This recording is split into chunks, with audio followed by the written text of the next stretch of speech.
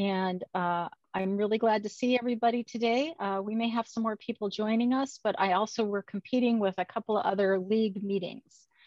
I'm Catherine Murphy, and I'm a member of the Kittitas County League of Women Voters, and I'm glad you can join us for episode 4 of the Crash Course Navigating Digital Information series. To become better evaluators of information helps us fight misinformation and disinformation. Please note we're recording this program in order to share these tips in our discussion, and it'll be on our YouTube channel. This week, the episode won't go up until the weekend because we let people go on vacation. If you don't happen to want to be on your Zoom screen, just turn your camera off and use the rename feature to anonymize yourself. Behind the picture of today's episode is Charlie Sorensen, who's also helping with technical issues via chat. So if you're having a technical problem, go ahead and talk to Charlie. Dolores Irwin is doing our editing of Zoom recording up to YouTube, and Karen Raymond is running public relations.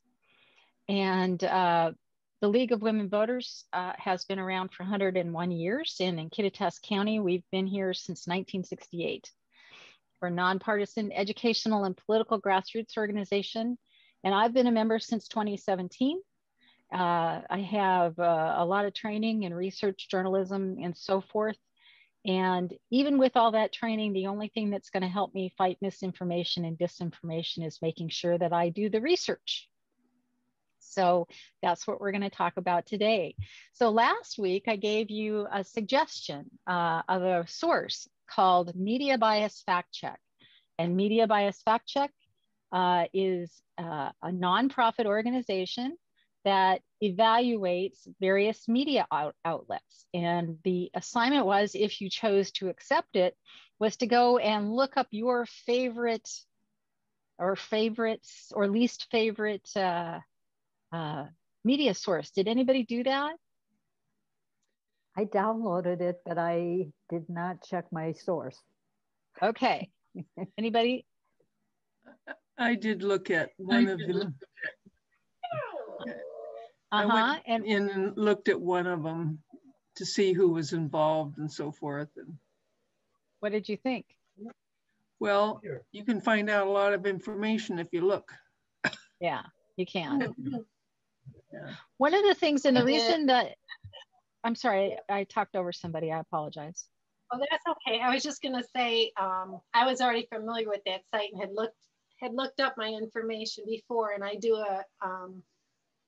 was happy to see the Washington Post was right in the middle, as was NPR.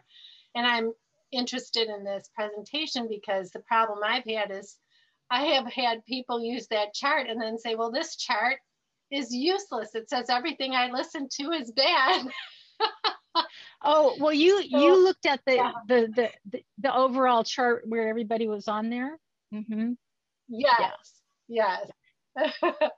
And it doesn't necessarily, the reason you go and you look, like if you look at the Washington Post's actual file, not just on the chart, but you look the Washington Post file up, you find out that they aren't the most factual source out there. They have some mixed reviews, and you find out some other stuff about them. And so, but when you know the bias, there are some sources that are right of center that are highly factual. They just have bias, and as long as you know the bias, yeah, it's really helpful. Thanks, Deb. Okay, so go ahead.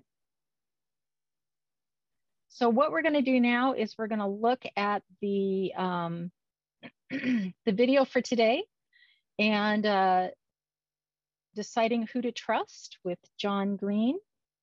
And when we come back, we're going to discuss what he has to say,